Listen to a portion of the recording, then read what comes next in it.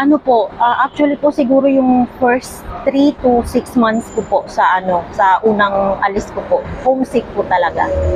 Homesick po talaga. Okay, ano pangalan niyo po? Amy po. Amy. Okay, ilan taon na po yung nag-abroad? Dito po sa Dubai is more than 3 years. 3 years Sa na po. ibang bansa po is Okay. Kaya naman po ba kayo? Opo, masaya po kasi bukod sa nakakatulong ka sa pamilya is parang nagagawa mo yung gusto mo o nabibili mo gusto mo sa perang na-earn mo. Okay. Masaya naman po ba kayo? Opo, masaya po. Masaya na malungkot minsan. Hindi naman natin maiwasan yun minsan pag yung malungkot. So ano po ang ibig sabihin sa inyo ng buhay?